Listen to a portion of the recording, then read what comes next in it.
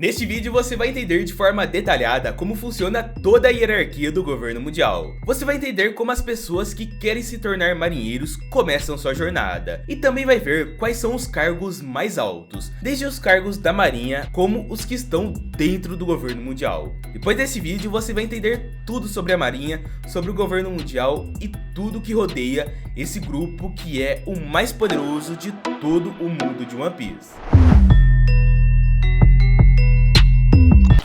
Raul Bizarro aqui e vamos começar com o aprendiz de marinheiro. Dentre as 19 patentes que há na marinha, é nessa que se inicia quando quer se tornar um marinheiro. Basicamente o cara que iniciar vai começar sendo um aprendiz, onde vai fazer de tudo, desde lavar o navio, ajudar em tarefas básicas e fazer várias coisas enquanto treinam para subir de patente. Eles não usam farda na marinha, pois sua única vestimenta é apenas uma camisa branca sem nada. Simples. A gente viu muito bem como é essa vida quando o Kobe e Helmeppo começaram a ser aprendizes. Graças ao trabalho árduo deles, o Garp notou que eles poderiam subir de patente e fez com que ambos evoluíssem tão rápido. Também sendo treinado pelo Garp, né? Não poderia esperar menos. Marinheiro de terceira classe. Quando eles deixam de ser aprendizes e se tornam verdadeiros marinheiros, eles vão para a terceira classe. Apesar de ser a segunda patente mais baixa, o cara que chegar nesse patamar já pode sair por aí dizendo pra mulherada aí ou se gabando que é um marinheiro. Como exemplo disso nós temos Full Body, que é aquele cara que levou uma bica do Sanji no Baratie.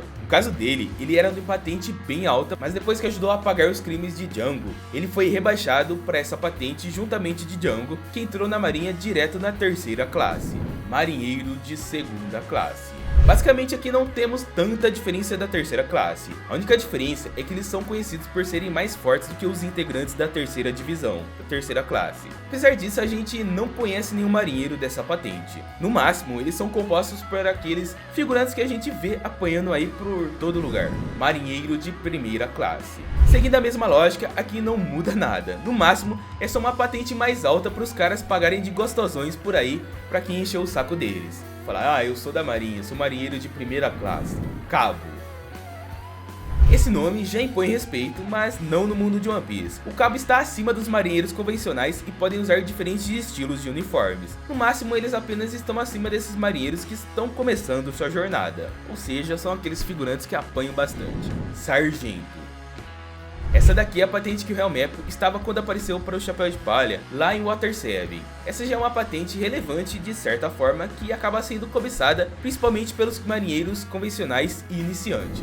Sargento Mor. Sargento Mor é basicamente o homem que está acima do sargento convencional. Era exatamente nessa patente que estava o Kobe quando ele encontrou o Luffy lá em Water 7. Subtenente. Não se tem nenhum personagem conhecido nessa patente, mas ele é o mais alto dentre toda a infantaria, que basicamente se trata daqueles grupos de marinheiros em massa que se preparam para as batalhas e geralmente apanham bastante, né? Segundo tenente. Essa é uma das mais cobiçadas pelos marinheiros que estão a bordo de um navio de guerra. Esse é exatamente o posto que Tashigi estava quando enfrentou o Chapéu de Palha lá em Logtown. Nessa patente, o marinheiro já é permitido usar capa da justiça, que fica nas costas dos marinheiros, que é uma capa bem estilosa por sinal. Apesar de ser um símbolo que todos cobiçam, isso não muda o fato de que essa patente é a mais baixa dentre aqueles que usam capa. Para que a partir desse cargo, os marinheiros são chamados de oficiais da marinha comissionados, que é o que torna essa posição tão desejada. Primeiro tenente. E claro, acima do segundo tenente está o primeiro tenente. E essa literalmente é uma das principais vozes quando o capitão do navio não está por perto. Como exemplo disso nós temos Hokkaku, que é aquele marinheiro que a gente viu no início do anime, onde ele tomou as rédeas de Shell's Town, após o fim da tirania do Capitão Morgan. Mas aí eu fico me perguntando, será que esse cara é tão forte assim para estar numa posição acima da Tashigi? Porque a gente viu que ela possui habilidades um tanto que interessantes e é bem forte. Então é estranho ver quase que um figurante num patamar acima dela. Mas assim como no mundo normal, né, quem mais inteligente ou mais forte que está numa patente acima, né? Então tudo pode mudar, e tanto é que a Tashigi subiu de patente depois. Tenente Comandante. Para liderar os tenentes, a gente tem o tenente comandante, que é o cara que está acima de todos que eu mencionei até agora. A gente felizmente não tem muitos exemplos de pessoas que estão neste posto, mas como exemplo disso temos o Fullbody, que lá no arco do Baratie já estava sendo assanhado no restaurante por ser um tenente comandante. Mas parece que isso ainda não foi o suficiente para evitar uma bicuda do Sanji. Ou seja, se um tenente comandante foi derrotado pro Sanji lá no Baratie, são meio que figurantes, né? E como eu tinha dito, ele acabou sendo rebaixado após ter ajudado o pirata Django, comandante. Só um personagem que conhecemos nesse post, e esse cara nada mais é do que Don Quixote Rocinante, o irmão do Doflamingo. Quando esteve no trabalho dessa patente, ele apenas se dedicou em trabalhar às escondidas para tentar parar a insanidade dos planos do seu irmão. No geral, a gente não sabe bem o que um integrante dessa patente faz, mas aparentemente tem acesso a lugares e coisas que lhe ajudaram a atrapalhar os planos do seu irmão. Ou seja, tem uma certa relevância dentro da marinha e pode chegar a lugares que outros não podem chegar. Capitão. Esse daqui é o posto que os marinheiros convencionais olham e falam: eu quero ser que nem ele. Como o nome sugere, o capitão é literalmente o capitão do navio da marinha. Ele simplesmente comanda todas essas patentes que a gente viu até agora. O capitão é a autoridade máxima, também podendo ser chamado de patrão ou skipper. A gente tem diversos exemplos de personagens fortes que chegaram a esse posto, por exemplo o Kobe e Tashigi atual, e também o Smoker, que mesmo sendo usuário de uma logia, passou um bom tempo nessa patente. E se liga, essa ainda é a 6ª patente mais alta da marinha, tem muito mais. Comodoro. Talvez você nunca tenha ouvido falar dessa patente, mas sim, ela é mais alta do que o capitão. Basicamente, eles lidam com assuntos que estão acima das responsabilidades de um mero capitão. A exemplo disso temos Branil, um dos caras mais importantes nas questões internas do governo mundial e da marinha. Ele é quem lida com recompensas, ajuda nos cartazes, faz basicamente esse tipo de serviço interno. Já em relação aos seus poderes, a gente não sabe se eles são fortes quanto os capitães. Talvez são mais inteligentes, por isso tem uma patente maior. Contra-almirante. Eles são basicamente a 2ª classe de almirantes. Eles têm menos autoridade que um almirante convencional, mas ainda possuem comando sobre qualquer soldado da marinha de patente inferior. Apesar de serem almirantes de patente menor, eles são conhecidos como lutadores fortes. A exemplo deles temos alguns nomes como X-Drake, Hina e o próprio T-Bone, que chegou a bater de frente com o Zoro antes do time skip. E recentemente o Kobe estava nessa posição, instrutor. Esse é o trabalho dado àqueles marinheiros mais experientes que dão aulas aos iniciantes. E entre eles temos nada mais do que o Garp. Cara, imagina você começar na marinha e sendo ensinado pelo maior de todos. É a mesma coisa que você começar no futebol e sendo ensinado pelo Cristiano Ronaldo, ou pelo Messi, ou coisa do tipo. Ou melhor, pelo Pelé. Só em One Piece mesmo pra ter uma sorte dessa. Inspetor Geral. Até agora a gente só viu um cara que foi designado a essa ocupação, e ele é nada mais do que o ex-almirante de frota Sengoku, que após se aposentar entrou nesse cargo para poder investigar corrupções e falhas na marinha. Não sabemos se é um cargo acima que um almirante ou coisa do tipo, mas dada toda a influência do Sengoku, podemos dizer que ele tem muita influência dentro da marinha, acima de um vice-almirante ou até mesmo que um almirante, ou estando perto do patamar de um almirante, vice-almirante. Entrando na 3ª maior patente de todas, temos os vice-almirantes. Eles são formados por um grupo enorme de marinheiros que obrigatoriamente sabem usar o Haki ou possuem alguma Akuma no Mi que fazem jus ao seu título. Muitos são formados por gigantes, espadachins, usuários do Rokushiki, são vários e vários poderes entre eles. Eles estão acima dos capitães quando entram no navio. Estão acima dos contra-almirantes ou de qualquer outro abaixo deles. E os exemplos entre eles são os mais variados, desde Momonga, Smoker, Garp, Tsuru e muitos outros. Almirante.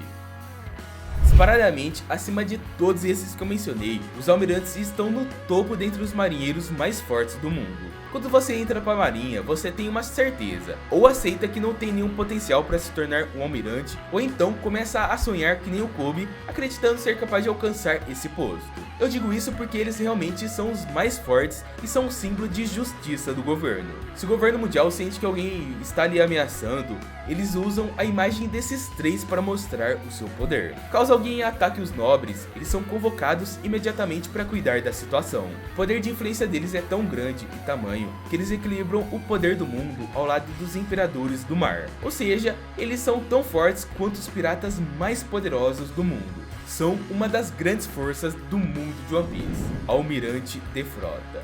Mas há um posto que está acima deles, o almirante de frota. Ele é o maior de toda a marinha, sendo composto por um homem. Ele é quem comanda a marinha como um todo. Ele é o chefe, ele é o bambambam da marinha. Assim como os 3 almirantes, eles são os únicos marinheiros capazes de emitir um Buster Call, bem como transferir esse direito a agentes do governo ou marinheiros de menor patente. Sem contar que eles podem simplesmente transformar um pirata em um Shichibukai, comandante-chefe.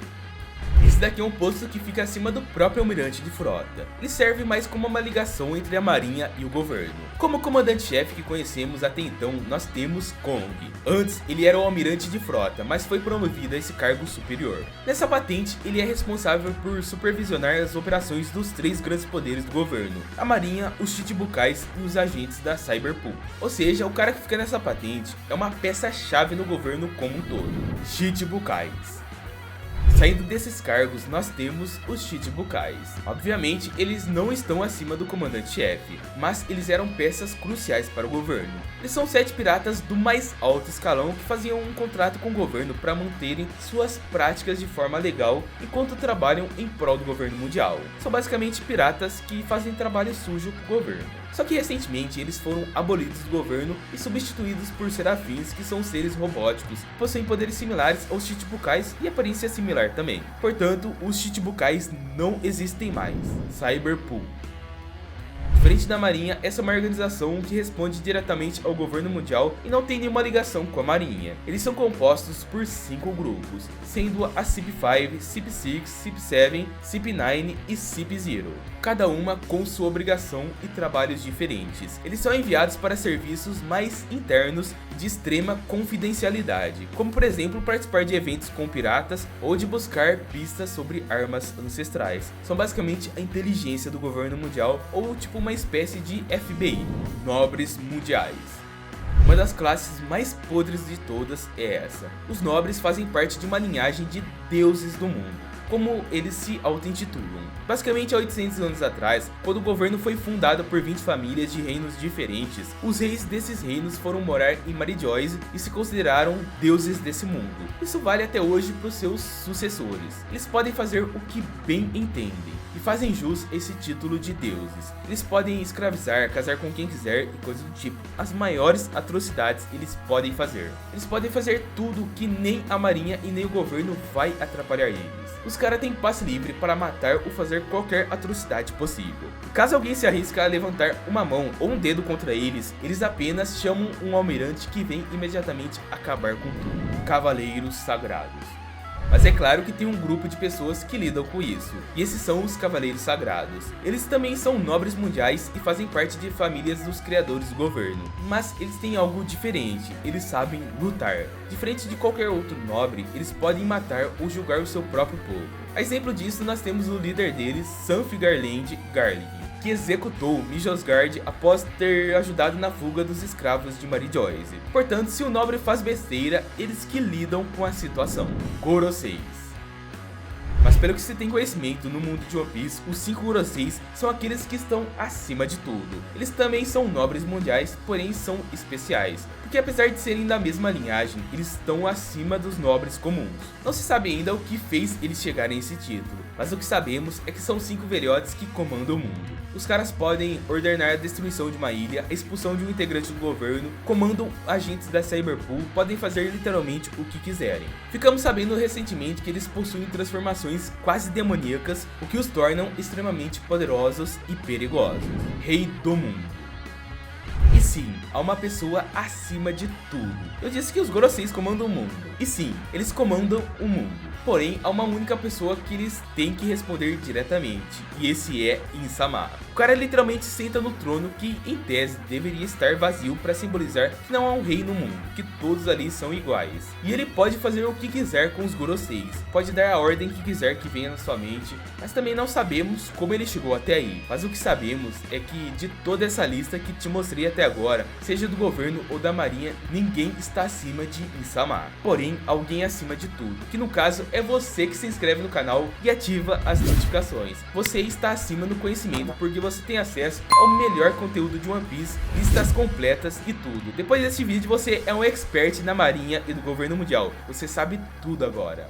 Já deixa o like se gostou do vídeo e se prepara para assistir próximo vídeo que está passando na tela. Garanto que você vai curtir, então é só clicar que eu tô te esperando no próximo vídeo. Falou!